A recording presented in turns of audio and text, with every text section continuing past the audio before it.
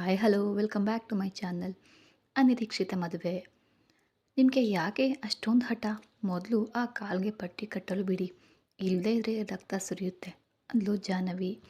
ಹೋದರೆ ಹೋಗಲಿ ಬಿಡು ಅಂತ ಆರ್ಯನ್ ಕೋಪದಿಂದ ಅಂದ. ನಿಮಗೆ ಮಾತುಗಳಿಂದ ಹೇಳಿದರೆ ಅರ್ಥ ಆಗೋದಿಲ್ಲ ಅಲ್ವಾ ಅನ್ನುತ್ತಾ ಆತನ ಕೈ ಹಿಡಿದು ಎಳೆದು ಕುರ್ಚಿಯಲ್ಲಿ ಕೂರಿಸಿದ್ಲು.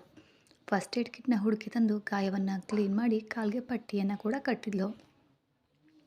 ನಂತರ ಆರ್ಯನ್ ಮಾತ್ರ ಕೋಪದಿಂದ ಏನೂ ಮಾತನಾಡದೆ ಹಾಗೇ ಕುಳಿತಿದ್ದ. ನಿಮಗೆ ಯಾಕೆ ಆರ್ಯನ್ ಅವರೇ ಅಷ್ಟೊಂದು ಕೋಪ? ನೀವು ನನ್ನನ್ನು ಹಾಗೆ ಬಿಟ್ಟು ಹೋದ್ರೆಂಬ ಕೋಪದಲ್ಲಿ ನಾನೇನೋ ಅಂದೆ ಅಂದ್ಕೊಳ್ಳಿ, ಅದಕ್ಕೆ ನೀವು ಕೂಡ ನನ್ನ ಮೇಲೆ ಇಷ್ಟೊಂದು ಕೋಪ ಮಾಡ್ಕೊಳ್ಬೇಕಾ ಅಂತ ಕೇಳಿದ್ಲು. ಆರ್ಯನ್ ಕೋಪ ಸ್ವಲ್ಪ ಕಡಿಮೆಯಾಗಿ, ನೀನು ಇನ್ನೇನೋ ಅಂದಿದ್ರೂ ನನಗೆ ಸಹಿಸ್ಕೊಳ್ತಾ ಇದ್ದೆ, ಆದರೆ ಜಾಹ್ನವಿ ನನ್ನ ಮೇಲೆ ನಿನಗೆ ಪ್ರೀತಿ ಇಲ್ಲ ಅಂತ ಅಂದ್ಯಲ್ಲ, ನನಗೆ ಅದನ್ನು ಸಹಿಸ್ಕೊಳ್ಳಲು ಆಗಲಿಲ್ಲ, ಅದಕ್ಕೆ ಕೋಪ ಬಂತು ಅಂದನು ಆರ್ಯ. ಸರಿ, ಏನೋ ಕೋಪದಲ್ಲಿ ಅಂದೆ, ಆದರೆ ನನ್ನನ್ನೇ ಮರೆಯುವಂತೆ ಮಾಡಿದ ಆ ಫೋನ್ ಯಾರದ್ದು ಅಂತ ಹೇಳ್ತೀರಾ ಆರ್ಯ ಅವರೇ ಅಂದ್ಲು. ಆರ್ಯನ ಮೇಲೆ ಇದ್ದು ನೀನು ಫೋನ್ ಅಂದಾಗಲೇ ನೆನಪಾಯಿತು. ನಿಮ್ಮ ಅಣ್ಣ ನೀನು ಎಲ್ಲಿದೆಯೋ ಅಂತ ಗಾಬರಿ ಪಡ್ತಾ ಇರಬಹುದು. ನಾನು ಫೋನ್ ಮಾಡ್ತೀನಿ, ಬಾ ಹೋಗೋಣ ಅಂದನು. ಅದಲ್ಲ ಆರ್ಯನ್ ಅವರೇ, ನಾನು ಕೇಳಿದ್ದಕ್ಕೆ ನೀವು ಸಮಾಧಾನ ಹೇಳಲೇ ಇಲ್ವಲ್ಲ. ಆ ಫೋನ್ ಮಾಡಿದವ್ರು ಯಾರು? ಅದು ಯಾವುದೋ ಆಫೀಸ್ ಕಾಲ್ ಅಷ್ಟೇ ಜಾಹ್ನವಿ ಅನ್ನುತ್ತಾ ಆಕೆಯನ್ನು ಹೊರಗಡೆ ಕರ್ಕೊಂಡು ಬಂದು ಮಾತನ್ನು ಮರೆಸಿದನು. ಅಷ್ಟರಲ್ಲಿ ಆಗಲೇ ಅವನಿ ಮನೋಜ್ಗೆ 2 ಬಾರಿ ಕರೆ ಮಾಡಿ ಜಾಹ್ನವಿ ಬಂದಿದ್ದಾಳ ಅಂತ ಕೇಳಿದ್ಲು. ಮನೋಜ್ ಕೂಡ ಆರ್ಯನ್ ಕರೆ ಮಾಡಬಹುದೇನೋ ಅಂತ ಕಾಯ್ತಾ ಇದ್ದ. ಅಷ್ಟರಲ್ಲಿ ಆರ್ಯನಿಂದ ಕರೆ ಬಂತು. ಮನೋಜ್ ಫೋನ್ ರಿಸೀವ್ ಮಾಡಿ, ಆರ್ಯನ್, ಜಾಹ್ನವಿ ನಿನ್ನ ಜೊತೆ ಇದ್ದಾಳೆ ತಾನೇ ಅಂತ ಕೇಳ್ದ. ಮನೋಜ್, ಜಾಹ್ನವಿ ಇದ್ದಾಳೆ, ನಾವಿಬ್ಬರು ಬರ್ತಾ ಇದ್ದೀವಿ ಅಂತ ಆರ್ಯನ್ ಹೇಳ್ದ. ಜಾಹ್ನವಿ ಸುರಕ್ಷಿತವಾಗಿದ್ದಾಳೆ ಅಂತ ತಿಳಿದ ಮೇಲೆ ಮನೋಜ್ಗೆ ಅಲ್ಲಿವರೆಗೆ ಇದ್ದಂಥ ಟೆನ್ಷನ್ ದೂರ ಆಯಿತು. ತಕ್ಷಣ ಅವನಿಗೆ ಕರೆ ಮಾಡಿ ವಿಷಯ ತಿಳಿಸಿದ ಮನೋಜ್. ಇತ್ತ ಕಾರ್ನಲ್ಲಿ ಬರ್ತಾ ಇರುವಾಗ ಆರ್ಯನ್ ಜಾಹ್ನವಿಯನ್ನು ನೋಡಿ, ನಿಜ ಹೇಳು, ನೀನು ಆಫೀಸ್ಗೆ ಯಾಕೆ ಬಂದೆ? ನನಗೆ ಒಂದು ಫೋನ್ ಕೂಡ ಮಾಡಲಿಲ್ಲ. ಅಷ್ಟೊಂದು ಅರ್ಜೆಂಟ್ ಕೆಲಸ ಇದ್ದರೆ ಫೋನ್ ಮಾಡಬೇಕಿತ್ತು ತಾನೇ ಅಂದ. ಅದೇನು ಆರ್ಯನ್ ಅವರೇ ಹಾಗಂತೀರಿ? ಫೋನ್ ಮಾಡಿದೆ ನಾನು ಬರಬಾರ್ದಾ ಅಂದ್ಲು ಜಾಹ್ನವಿ. ನಾನು ಹಾಗೆ ಹೇಳಲಿಲ್ಲ ಜಾಹ್ನವಿ, ಕೆಲಸ ಏನಂದು ಇದ್ದರೆ ಫೋನಲ್ಲಿ ಹೇಳಿದರೆ ನಾನೇ ಮಾಡಿಕೊಡ್ತಿದ್ದೆ ಅಲ್ವಾ ಅಂತಿದ್ದೀನಿ ಅಷ್ಟೇ ಅಂದ. ಅಣ್ಣ ಕೂಡ ಅದನ್ನೇ ಹೇಳ್ದ, ಫೋನ್ ಮಾಡಿ ಹೋಗೋಣ ಅಂತ. ನಾನೇ ಯಾಕೆ ಆಫೀಸ್ಗೆ ಹೋಗಿ ಕೇಳಬಾರ್ದು ಅಂತ ಬಂದು ಆಫೀಸ್ನಲ್ಲಿ ಸಿಕ್ಕಾಕ್ಕೊಂಡೆ. ಇನ್ನು ಅದನ್ನು ಮರೆತು ಬಿಡು ಜಾಹ್ನವಿ ಅಂದನು ಆರ್ಯನ್. ನೀವು ನನ್ನನ್ನು ಮರೆತು ಹೋದ ವಿಷಯವನ್ನು ನಾನು ಹೇಗೆ ಮರಿತೀನಿ ಅಂದ್ಕೊಂಡಿದ್ದೀರಿ ಆರ್ಯ ಅವರೇ? ಖಂಡಿತ ಮರೆಯೋದಿಲ್ಲ ಅಂದ್ಲು. ಆಫೀಸ್ಗೆ ಯಾಕೆ ಬಂದೆ ಅಂತ ಹೇಳ್ದೆ ಉಳಿದ ವಿಷಯಗಳನ್ನೆಲ್ಲ ಮಾತಾಡ್ತಾ ಇದೀಯಾ ಅಂದನು ಆರ್ಯನ್. ಮೊದಲೇ ಕೋಪದಲ್ಲಿದ್ದರೆ ಈಗ ಅವನೇ ಕೆಲಸದ ವಿಷಯ ಕೇಳಿದರೆ ಏನಂತಾರೋ ಏನೋ ಅಂತ ಜಾಹ್ನವಿ ಯೋಚಿಸ್ತಾ ಇದ್ಲು. ಜಾಹ್ನವಿ ಏನಾದರೂ ಹೇಳ್ತಾಳೆ ಅಂತ ನೋಡಿದ ಆರ್ಯ ಆಕೆ ಸುಮ್ಮನೆ ಇರೋದನ್ನು ಕಂಡು ಕಾರ್ನ ಪಕ್ಕಕ್ಕೆ ನಿಲ್ಲಿಸಿ ಜಾಹ್ನವಿ ಅಂತ ಕರೆದನು. ಜಾಹ್ನವಿ ಆರ್ಯನನ್ನು ನೋಡಿ, ಏನಾಯಿತು ಆರ್ಯನ್ ಅವರೇ, ಕಾರ್ ಯಾಕೆ ನಿಲ್ಲಿಸಿದ್ರಿ ಅಂತ ಕೇಳಿದ್ಲು. ಆರ್ಯನ್ ಅವಳ ಕಡೆ ತಿರುಗಿ, ನನಗೇನೂ ಆಗಿಲ್ಲ, ಆದರೆ ವಿಷಯ ಏನಂತ ಹೇಳು ಅಂದ. ನೀವು ಕೋಪದಲ್ಲಿ ಇಲ್ಲ ತಾನೇ? ಕೋಪದಲ್ಲೇನೂ ಇಲ್ಲ ತಾನೇ ಅಂತ ಪದೇ ಪದೇ ಕೇಳಿದ್ಲು. ಜಾಹ್ನವಿ, ನಿನ್ನ ಮೇಲೆ ನಾನು ಯಾಕೆ ಕೋಪ ಮಾಡ್ಕೊಳ್ಳಿ ಹೇಳು? ಏನಿಲ್ಲ ಹೇಳು. ನೀನು ಯಾವ ವಿಷಯದ ಬಗ್ಗೆ ಹೇಳಿದರೂ ನಾನೇನು ನಿನ್ನನ್ನು ಅನ್ನಲ್ಲ, ನಿನ್ನನ್ನು ಪ್ರೀತಿಸುವ ವಿಷಯವೊಂದನ್ನು ಬಿಟ್ಟು ಅಂದ. ಪ್ರೀತಿ ಅಂದಾಗಲೇ ನೆನಪಾಯಿತು, ನಿಮ್ಮ ವೈಶಾಲಿ ಹೇಗಿದ್ದಾಳೆ? ಈ ಮಧ್ಯೆ ಅವಳು ಎಲ್ಲೂ ಕಾಣಿಸ್ತಿಲ್ವಲ್ಲ ಅಂತ ಕೇಳಿದ್ಲು. ಈ ವಿಷಯ ಕೇಳಲು ನೀನು ಆಫೀಸ್ಗೆ ಬಂದ್ಯಾ ಅಂದನು ಆರ್ಯ. ಅಯ್ಯೋ ಅಲ್ಲ ಆರ್ಯನ್ ಅವರೇ, ಈ ವಿಷಯ ಕೇಳಲು ಯಾರಾದರೂ ಆಫೀಸ್ಗೆ ಬರ್ತಾರಾ?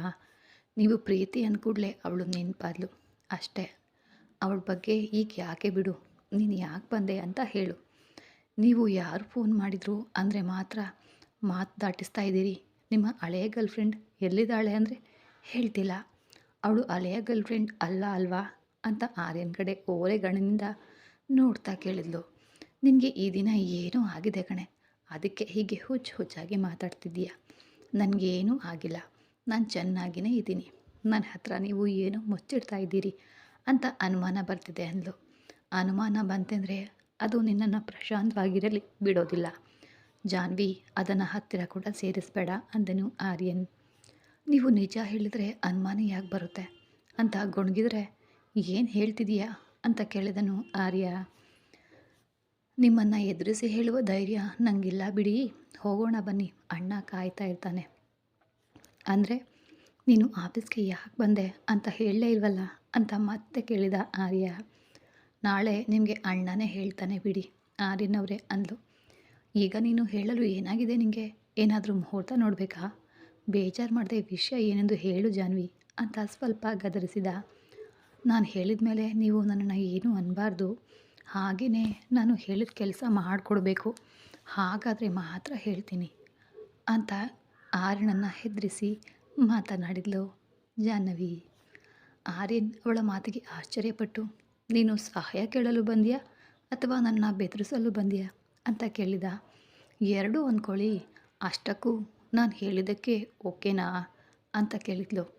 ಸರಿ, ನೀನು ಏನು ಅಂತ ಹೇಳು, ಏನೂ ಅನ್ನಲ್ಲ, ನೀನು ಏನು ಕೇಳಿದರೂ ಮಾಡ್ತೀನಿ ಅಂತ. ಇನ್ನು ಹೇಳು ತಾಯಿ, ಈಗಾಗಲೇ ತುಂಬ ತಡ ಆಗಿದೆ ಅಂದ. ಆಗ ಜಾಹ್ನವಿ ತಾನು ಆಫೀಸ್ಗೆ ಯಾಕೆ ಬಂದೆ ಅನ್ನೋ ವಿಷಯವನ್ನು ಹೇಳಿದ್ಲು. ಎಲ್ಲವನ್ನೂ ಕೇಳಿದ ಆರ್ಯನ್, ಅವನಿ ಅಸಲು ಕೆಲಸ ಬಿಟ್ಟಿದ್ದಾಳ ಅಂತ ಕೇಳಿದನು. ಅವರ ಆಫೀಸ್ನಲ್ಲಿ ಬಾಸ್ ಕೊಡುವ ಟಾರ್ಚರ್ ತಡಿಲಾರ್ದೆ ಅವಳೇ ರಿಸೈನ್ ಮಾಡಿದ್ದಾಳೆ. ಟಾರ್ಚರ್ ಅಂದರೆ ಕೆಲಸ ಜಾಸ್ತಿ ಮಾಡುವಂತನಾ? ಹಾಗಿದ್ರೆ ನಮ್ಮ ಆಫೀಸ್ನಲ್ಲೂ ಕೂಡ ಕೆಲಸ ಹಾಗೇ ಇರುತ್ತೆ, ಆಗಲೂ ಕೆಲಸ ಬಿಡ್ತಾಳಾ ಅಂತ ಕೇಳಿದನು. ಅಯ್ಯೋ ರಾಮ, ಟಾರ್ಚರ್ ಅಂದರೆ ಕೆಲಸ ಅಲ್ಲ ಮಹಾಪ್ರಭು, ಅವನಿಗೆ ಹುಡುಗಿಯರ ಹುಚ್ಚಂತೆ. ಆ ಭಯದಿಂದ ಇವಳು ಕೆಲಸ ಬಿಟ್ಟಿದ್ದಾಳೆ. ನನ್ನ ಫ್ರೆಂಡ್ಗೆ ನಮ್ಮ ಆಫೀಸ್ನಲ್ಲಿ ಕೆಲಸ ಕೊಡಲು ಇಷ್ಟೊಂದು ಪ್ರಶ್ನೆಗಳು ಕೇಳಬೇಕಾ ಅಂತ ಕೇಳಿದ್ಲು ಜಾಹ್ನವಿ. ಎಲ್ಲ ವಿವರಗಳನ್ನು ಕೇಳಬೇಕಲ್ವಾ, ಅದಕ್ಕೆ ಕೇಳ್ತಿದ್ದೀನಿ. ಸರಿ, ಅವನಿಯನ್ನು ನಾಳೆ ಬಂದು ನಮ್ಮ ಆಫೀಸ್ನಲ್ಲಿ ನನ್ನನ್ನು ಭೇಟಿಯಾಗಲು ಹೇಳು ಅಂದನು ಆರ್ಯ. ಸರಿ ಆರ್ಯನವರೇ, ನಾನು ಫೋನ್ ಮಾಡಿ ಹೇಳ್ತೀನಿ, ಇನ್ನು ಹೊರಡೋಣ ಬಾ ಅಂತ ಕೇಳಿದ್ಲು. ನಿನ್ನ ಕೆಲಸ ಮುಗೀತಲ್ಲ, ಇನ್ನು ನನ್ನಿಂದ ಕೆಲಸ ಇಲ್ಲ ಅಂತ ಹೊರಡೋಣ ಅಂತಿದೀಯಾ? ನೀವು ಎಲ್ಲವನ್ನ ಬಹಳ ಚೆನ್ನಾಗಿ ಅರ್ಥ ಮಾಡ್ಕೋತೀರಾ ಆರ್ಯನವರೇ. ನನ್ನ ಕೆಲಸ ಮುಗಿಯೋದು ಅಂದಲ್ಲ, ಯಾವ ಕೆಲಸದ ಮೇಲೆ ಬಂದೆ ಅಂತ ಹೇಳೋದು ಅಂತ ಹೇಳಿದರೆ ಇನ್ನು ಹೋಗೋಣ ಅಂದೆ, ಅದು ಕೂಡ ತಪ್ಪಾ ಅಂದ್ಲು.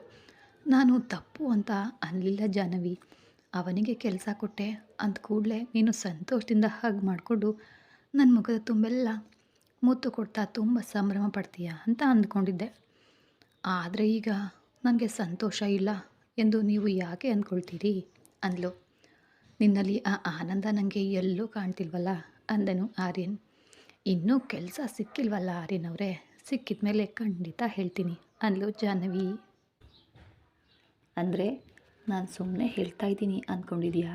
ನನ್ನ ಮಾತಿನ ಮೇಲೆ ನಿನಗೆ ಅಷ್ಟು ನಂಬಿಕೆ ಇಲ್ವಾ ಅಂತ ಆರ್ಯನ್ ಕೇಳ್ದ. ನಿಮ್ಮನ್ನು ನಂಬದೆ ಇನ್ಯಾರನ್ನು ನಂಬಲಿ ಆರ್ಯನವರೇ? ನಿನ್ನ ಬಾಯಲ್ಲಿ ನಂಬ್ತಾ ಇದ್ದೇನೆ ಅಂತ ಹೇಳ್ತಿದೀಯಾ ಹೊರತು ನಿನ್ನ ಮನಸ್ಸು ಮಾತ್ರ ನನ್ನನ್ನು ನಂಬ್ತಾನೆ ಇಲ್ಲ ಅನಿಸುತ್ತೆ. ಅದೇನೂ ಇಲ್ಲ ಆರ್ಯನವರೇ, ನೀವು ಯಾಕೆ ಹಾಗಂತ ಅಂದ್ಕೊಳ್ತಾ ಇದ್ದೀರಾ? ಅರ್ಥ ಆಗ್ತಿಲ್ಲ. ನಾನು ಕೆಲಸ ಕೊಟ್ಟಿದ್ದೇನೆ ಅಂತ ಹೇಳಿದರೂ ನೀನು ಇನ್ನೂ ನನಗೆ ದೂರವಾಗಿಯೇ ಇದ್ದರೆ ನಾನು ಏನಂತ ಅಂದ್ಕೊಳ್ಬೇಕು ಅಂದ ಆರ್ಯನ್. ಆರ್ಯನ್ ತನ್ನ ಹತ್ರ ಏನೋ ಮುಚ್ಚಿಡ್ತಿದ್ದಾನೆ ಅನ್ನೋ ಅನುಮಾನ ಜಾಹ್ನವಿ ಮನಸ್ಸಿನಲ್ಲಿ ಇದ್ದಿದ್ದರಿಂದ ಅವಳು ಅವನ ಹತ್ರ ಹೋಗಲು ಇಕ್ಕಟ್ಟಿಗೆ ಸಿಲುಕಿ ಕಷ್ಟಪಡ್ತಾ ಇದ್ಲು. ಜಾಹ್ನವಿ ಯಾಕೋ ಅನ್ಈಸಿಯಾಗಿ ಫೀಲ್ ಆಗ್ತಾ ಇರೋದನ್ನ ನೋಡಿ, ಆರ್ ಯು ಓಕೆ ಅಂತ ಆರ್ಯನ್ ಕೇಳ್ದ. ಅಣ್ಣ ಮನೆಯಲ್ಲಿ ಕಾಯ್ತಾ ಇರ್ತಾನೆ, ಈಗಾಗಲೇ ತುಂಬ ಲೇಟಾಗಿದೆ, ಇನ್ನು ಹೊರಡೋಣ ಬನ್ನಿ ಅಂದ್ಲು ಜಾಹ್ನವಿ. ಜಾಹ್ನವಿ ಮನಸ್ಸಿನಲ್ಲಿ ಏನೋ ಇದೆ ಅಂತ ಅವನಿಗೂ ಕೂಡ ಗೊತ್ತಾಯಿತು. ಅದು ಹೊರಗೆ ಹೇಳ್ತಿಲ್ಲ ಅಂತ ಆರ್ಯನ್ಗೆ ಅರ್ಥ ಆಗಿ, ಸರಿ ಹೊರಡೋಣ ಅಂತ ಕಾರ್ ಸ್ಟಾರ್ಟ್ ಮಾಡ್ದ. ಕಾರ್ನಲ್ಲಿ ಹೋಗುವಷ್ಟು ಹೊತ್ತು ಇಬ್ಬರು ಕೂಡ ಏನು ಮಾತಾಡದೆ ಅವರವರ ಆಲೋಚನೆಯಲ್ಲಿ ಮುಳುಗಿ ಹೋಗಿದ್ರು. ಜಾಹ್ನವಿ ಮನೆ ಹತ್ರ ಬರ್ತಾ ಇದ್ದಂತೆ ಆರ್ಯನ್ ಕಾರ್ ನಿಲ್ಲಿಸಿದ. ಆರ್ಯನ್ ಕಾರ್ ಯಾಕೆ ನಿಲ್ಲಿಸಿದ ಅಂತ ಅರ್ಥ ಆಗದೆ, ಏನಾಯಿತು ಆರ್ಯನ್ ಅವರೇ ಅಂತ ಜಾಹ್ನವಿ ಕೇಳಿದ್ಲು. ಆರ್ಯನ್ ಜಾಹ್ನವಿಯನ್ನು ನೋಡಿ, ಒಂದು ಸಲ ಹೊರಗೆ ನೋಡು, ಯಾಕೆ ನಿಲ್ಲಿಸಿದೆ ಅಂತ ನಿನಗೆ ತಿಳಿಯುತ್ತೆ ಅಂದ. ಆರ್ಯನ್ ಹಾಗೆ ಹೇಳಿದ ತಕ್ಷಣ ಜಾಹ್ನವಿ ಹೊರಗಡೆ ನೋಡಿ, ಓ ನಮ್ಮ ಮನೆ ಬಂದಿದೆಯಾ ಅಂತ ಕೆಳಗಡೆ ಇಳಿದು ಒಳಗೆ ಬನ್ನಿ ಅಂತ ಕೇಳಿದ್ಲು.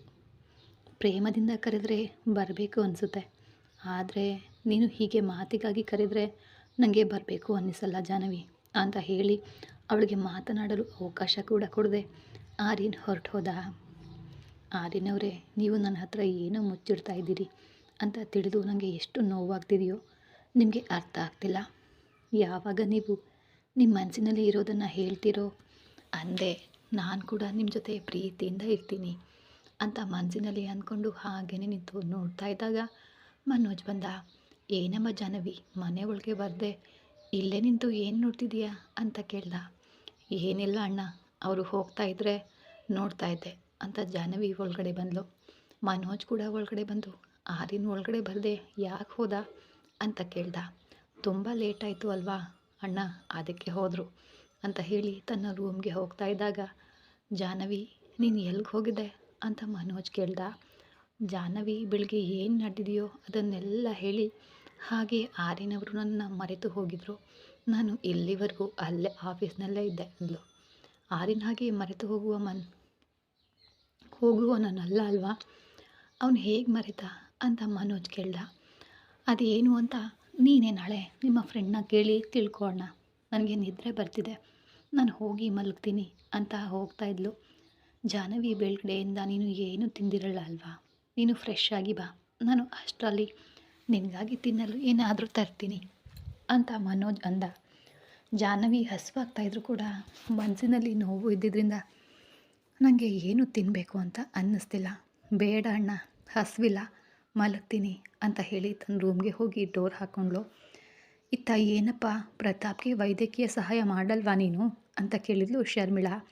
ನನ್ನ ಬಗ್ಗೆ ನಿನಗೆ ಗೊತ್ತು ತಾನೇ ಶರ್ಮಿಳಾ, ಮತ್ತೆ ಯಾಕೆ ಹಾಗೆ ಕೇಳ್ತೀಯ ಅಂದ ಆ ಸ್ವಾಮಿ ಅದು ನಡೆದು ಎಷ್ಟೋ ವರ್ಷಗಳಾಗಿವೆ, ಇನ್ನೂ ನೀನು ಅದ್ರ ಬಗ್ಗೆ ಮರ್ತಿಲ್ವಾ, ಈಗ ನಾವು ದೊಡ್ಡವರಾಗಿದ್ದೀವಿ ಅಲ್ವಾ, ಇನ್ನೂ ಆ ವಿಷಯಗಳನ್ನು ಹಿಡ್ಕೊಂಡಿದ್ರೆ ಹೇಗೆ ಅಂತ ಶರ್ಮಿಳಾ ಅಂದ್ಲು. ನಿನಗೇನಮ್ಮ, ನೀನು ಪ್ರೀತಿಸಿದವನ ಜೊತೆ ಆನಂದವಾಗಿ ಕಾಲ ಕಳೀತಿದೀಯಾ, ಆದರೆ ನಾನು ನೋಡು ಪ್ರೀತಿಸಿದ ಹುಡುಗಿಯನ್ನು ಮದುವೆ ಮಾಡಿಕೊಳ್ಳಲಾಗದೆ ಆ ನೋವನ್ನು ಅನುಭವಿಸ್ತಾ ಇನ್ನೊಂದು ಮದುವೆ ಮಾಡಿಕೊಳ್ಳಲು ಆಗದೆ ಹೀಗೆ ಮುರಳಿ ಸ್ವಾಮಿಯಾಗಿ ಕೇರಳದಲ್ಲಿ ಇದ್ದೀನಿ. ಇಷ್ಟು ವರ್ಷ ಅವನನ್ನೇ ನೆನೆಯುತ್ತಿದ್ದೇನೆ, ಅವಳನ್ನೇ ನೆನೆಯುತ್ತಿದ್ದೇನೆ, ನನ್ನ ಹೇಗೆ ಮರೆತುಬಿಡು ಅಂತೀಯಾ ಅಂತ ಶರ್ಮಿಳನ್ನು ಕೇಳ್ದ ಮುರಳಿ ಸ್ವಾಮಿ. ಮುರಳಿ ಹೇಳ್ತಾ ಇದ್ರೆ ಶರ್ಮಿಳಾ ಹಾಗೇ ಕೇಳಿಸ್ಕೊಳ್ತಾ, ಇಲ್ಲಿವರೆಗೂ ನೀನು ಯಾಕೆ ಮದುವೆ ಮಾಡ್ಕೊಳ್ಳಿಲ್ಲ ಅಂತ ಈಗ ಅರ್ಥ ಆಯಿತು, ಆದರೂ ಆ ಹುಡುಗಿ ನಿನ್ನನ್ನು ಇಷ್ಟಪಡದೇ ಇದ್ದರೆ ಮದುವೆ ಹೇಗೆ ಮಾಡ್ಕೋತಾಳೆ ಹೇಳು ಅಂತ ಕೇಳಿದ್ಲು. ಆಕೆ ಪ್ರೀತಿಸಿದವನು ನನಗಿಂತ ದೊಡ್ಡ ಅಂಧಗಾರ ಏನಲ್ಲ, ಆದರೂ ಅವನ ಮೇಲೆ ಇರೋ ಹುಚ್ಚು ಪ್ರೇಮದಿಂದ ಅವನು ಎಂಥವನು ಅಂತ ತಿಳಿದಿದ್ರು ಕೂಡ ಅವನನ್ನೇ ಇಷ್ಟಪಟ್ಟು ಮದುವೆಯಾದ್ಲು ಅಂತ ಸ್ವಾಮಿ ಹೇಳ್ತಿದ್ದ. ಅಂದರೆ ಅವನು ಪ್ರೀತಿಸಿರೋ ಹುಡುಗಿ ಈ ಶರ್ಮಿಳಾನೇ ಅಂತ. ಇನ್ನು ಸಾಕು, ಸಹಾಯ ಮಾಡ್ತೀಯ ಅಂದರೆ ಹೇಳು, ಇಲ್ಲದಿದ್ದರೆ ಬೇಡ, ಏನಾದರೂ ಒಂದು ಹೇಳಿದರೆ ನಾನು ಬೇರೆಯವ್ರ ಜೊತೆ ಮಾತಾಡ್ತೀನಿ ಅಂದ್ಲು ಶರ್ಮಿಳಾ.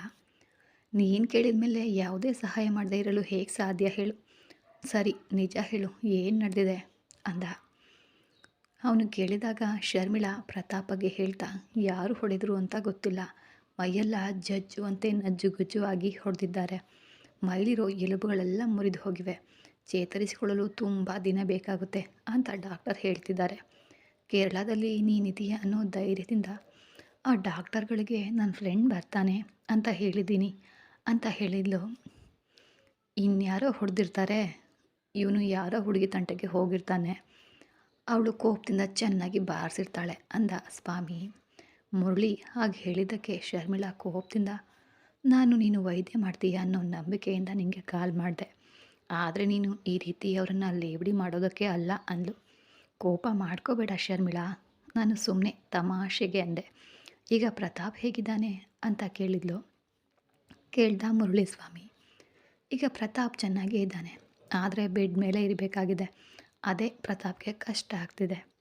ನಾನು ಯಾವಾಗ ಎದ್ದು ಅಡ್ಡಾಡ್ತೀನಿ ಅಂತ ಗಲಾಟೆ ಮಾಡ್ತಿದ್ದಾನೆ, ನಿನಗೆ ಫೋನ್ ಮಾಡಿದ್ದೀನಿ ಅಂತ ಪ್ರತಾಪ್ಗೆ ಹೇಳಿದ್ದೀನಿ ಅಂತ ಶರ್ಮಿಳಾ ಹೇಳಿದ್ಲು.